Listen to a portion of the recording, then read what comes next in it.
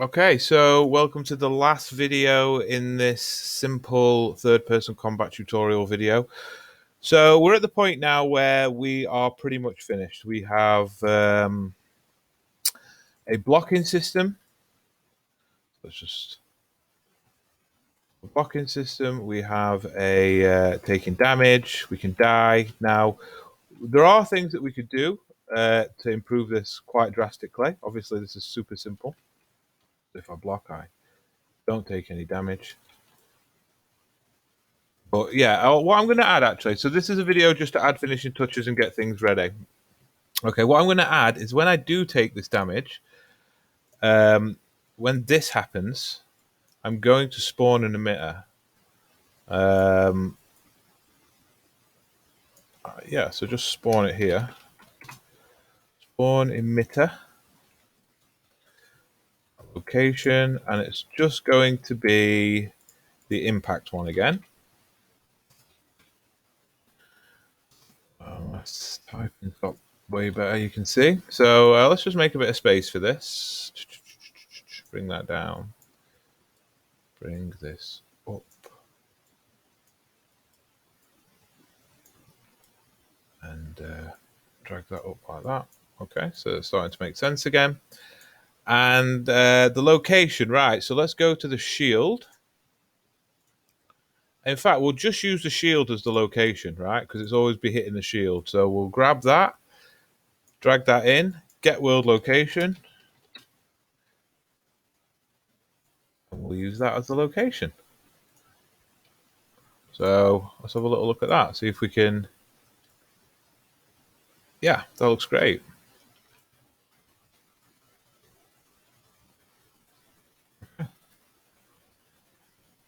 So, oh, he's too fast. Oh, he's too fast. Right, so let's go through now and set this up so that we're turning off all the debug stuff and it's starting to look a little pretty. So first thing we're going to do is turn off this green nav mesh. Simplest thing to do is just hit P on your keyboard and that's going to get rid of that.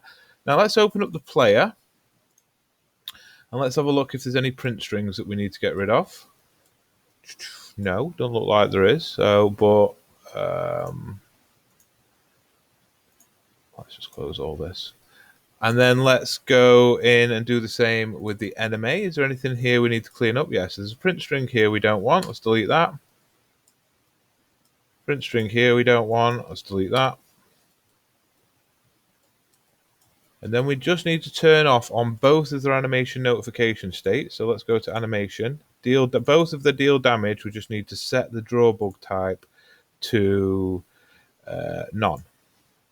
And do the same with the player. Content, player, animations, animation notification state, open it up, and none. Compile. Okay, let's just see now. Are we getting a clean? Yeah, okay, so this is starting to look way better. So he's seen us, block. Well, I took that block. Oh no, he's hit me. Obviously, we could add combos. We're going to do that in the next time we do a humanoid one. No. We could also set up that if you hit me at the back and I was blocking, then I would still take damage. But for now, we won't bother with that. That'd be really easy to simple to set up though. You would just go to the player,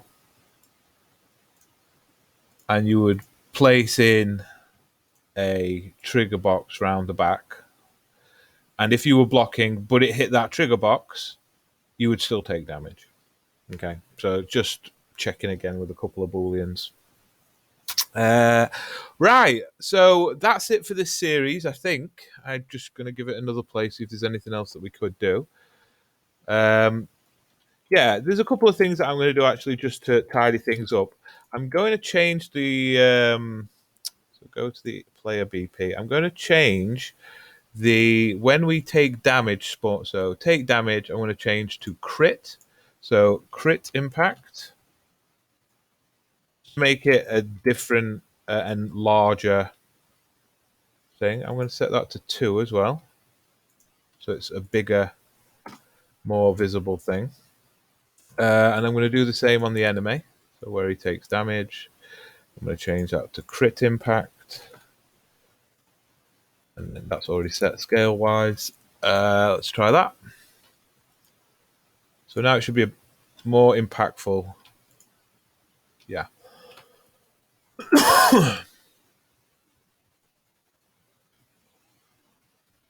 I don't want it to be on the shield. Okay, so for some reason it is still doing a large one there. Well, that's fine. I'm doing both. That sells it way more, that larger one. Okay, now we never did anything with the jump, okay? So I think we've got a little bit of time to just deal with the jump, all right? So this is a bit of an extra one for you. So go to Mixamo. We should have time for this. Go Mixamo, and there's two things we need for a jump. We need a in the air loop, and we need a landing animation, okay? So just quickly log in. Continue with Google. And if this loads up quick enough, because I've been having right problems with Mixamo. That looks like it's doing well today. Okay, and then it should load me in with the correct character. And then I want to type in falling. Oh, no, it's not the right character. So characters. What character did we use?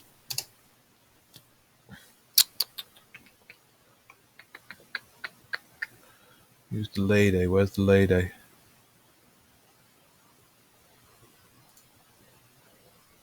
Where is she? There she is. So use this character. And this is going to take forever. So I'll just pause. Okay, it didn't take too long. So now we have the character. Her textures will load eventually. Now we need the animation falling. We want the falling loop.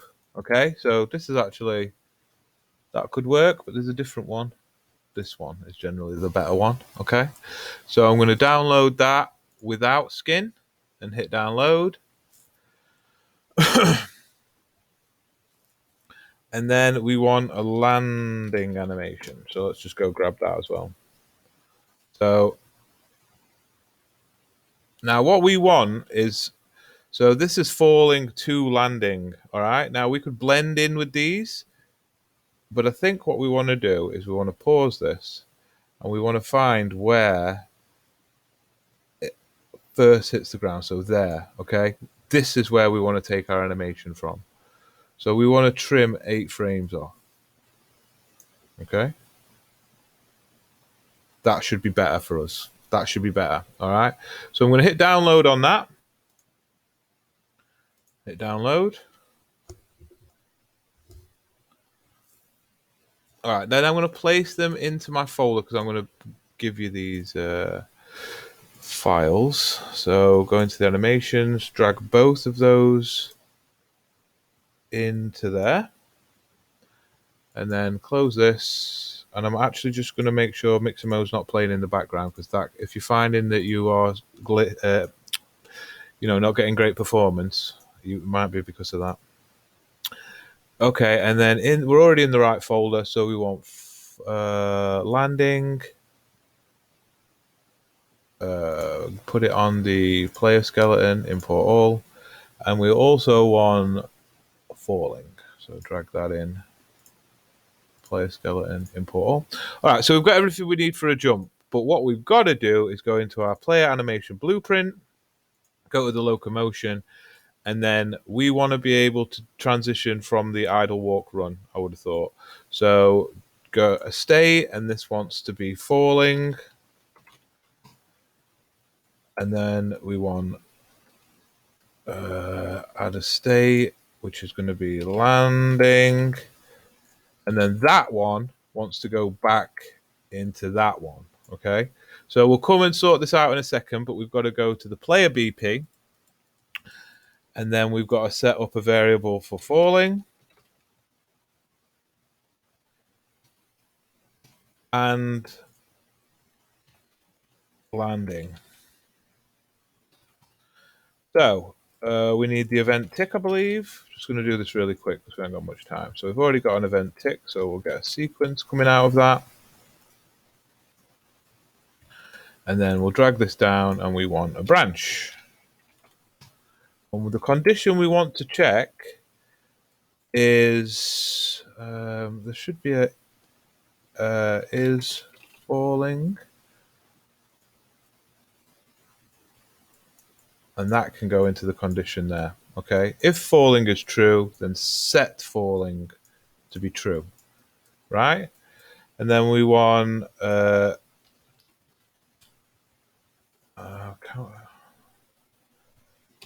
is it on ground?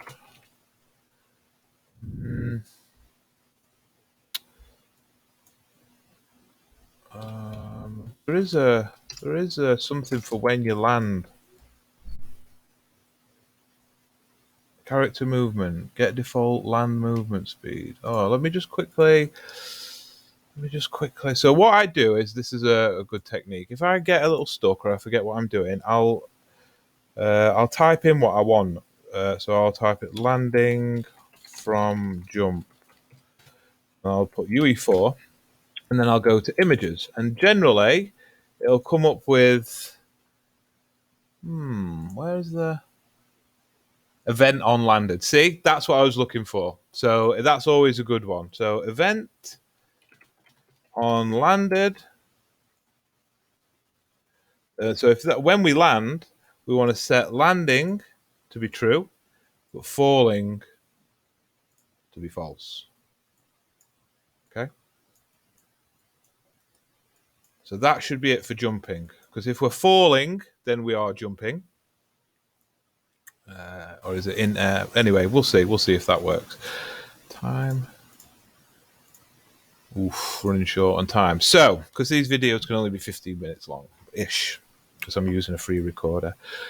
Right, so let's go over to the animation BP, and we need to just set up this variable. So we haven't set in the event graph yet, so we need to do that. So grab as player BP and get is falling. Is it just called falling? Yeah, get falling. And then we also want to get landing, or landed, should be. Promote that to a variable, call it fall. Promote that to a variable, call it land. Plug them in here. That one there. And then hit compile, and then we're going to get errors because we have got transitional rules that we haven't done. So go to locomotion. So idle, walk, run to falling. We want is fall equal Boolean true. Is it equal to be true? Good. Now, to transition from falling to landing, we want to check to see if fall and land. So is fall equal to false? Is land equal to true? And then we just need an and Boolean here. And I'll combine those and it will check for that. Okay, so compile. We've still got an error because we've got this transitional rule. So when do we transition back from landing all the way back to here? To enter back to idle. Well, that's true. That's when both of these are false. So get and get equal. So they're both false, and then we want that to be an and then transition back to there. Okay, so if they're both false, compile. Now we've just got to make sure. Oh, we've got an error again somewhere. Oh, these haven't been compiled in here. So we'll just compile them there. That'll make them active for elsewhere. That's an error I get quite a lot. I forget to do that. So we now no longer have any errors. But what we don't have, if we haven't actually set up these animations. So falling wants to be the falling idle. And then the landing wants to be where he's landing. And then, oops, that's not right, is it? landing, and then plug that into there and hit compile. So now when we hit jump, we go into our, oh, it's a bit glitchy. I think that's because we're not telling it to be false, something. So falling.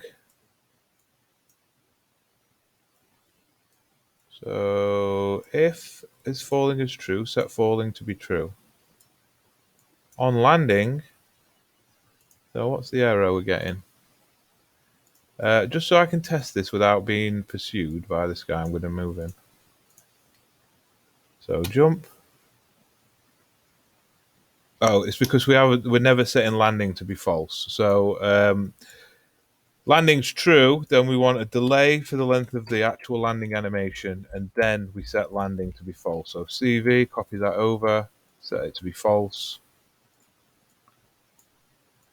We'll also disable movement at this point, I think. So we'll disable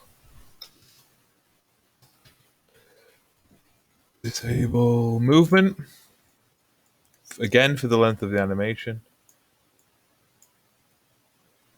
We want to do that before the delay.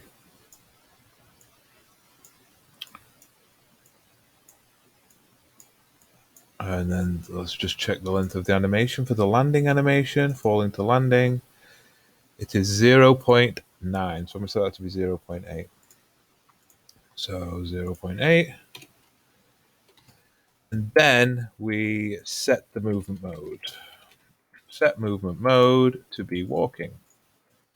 So compile, hit play, jump. So there is a problem if we attack and jump at the same time. It doesn't know what to do. But, you just have to go in and put in booleans for that.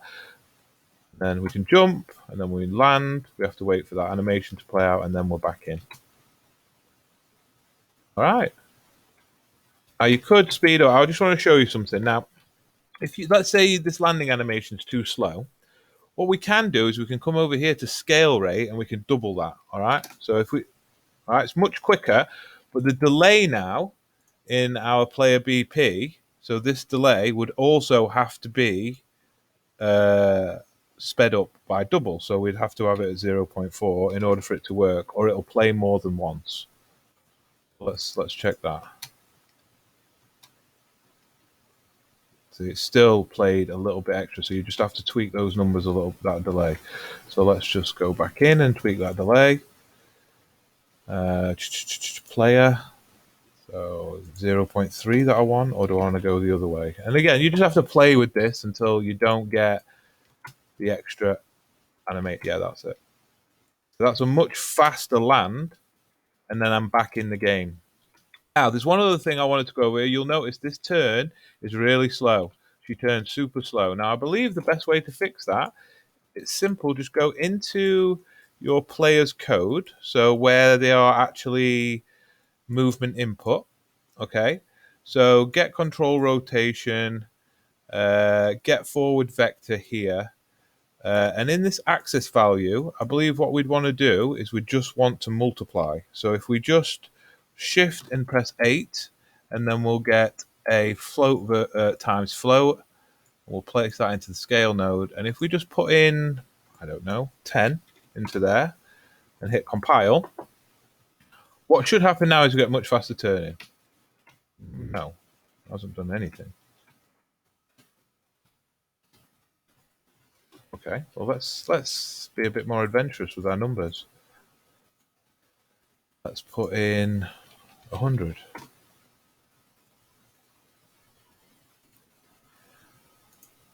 I don't know if this is actually going to work at all.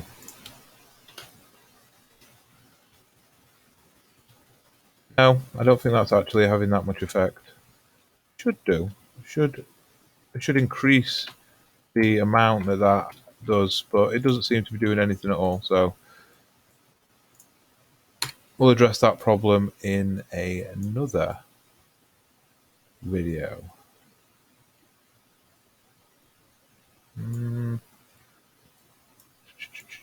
I'll try multiplying here. So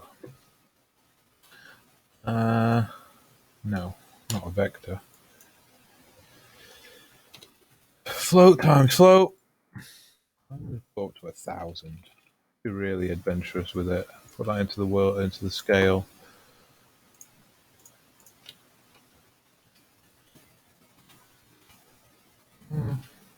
Seems to be doing it a little better. But I don't know why that should not be turning like that, and I, in all honesty, don't know why it is. It should be turning much faster than that. So if I just Control CV that and have them both doing it, does it do anything?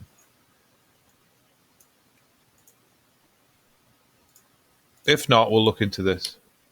It's still a bit slow to turn, which is not what we want, but I don't think we need to fix that in this video. We've got what we set out to do, a basic combat system. Block. It's that turning, though, that we should be able to make her turn faster so that we can block better, but, you know, it's never going to be perfect, this. But it is good enough for you to make, you know, a simple game. Now, obviously, you don't have to make a combat game. You can use any of these techniques to do pretty much anything. Anything you would want. So, yeah, have fun with it. In the next series, we're going to create a flying dragon that shoots fire out of its mouth. Oh, no, I've just forgot. We were going to do special abilities in this, weren't we? But we'll have to get around that into the dragon instead. We'll have him shoot fireballs out of his mouth. Okay, thanks for this one, and I shall see you in the next series.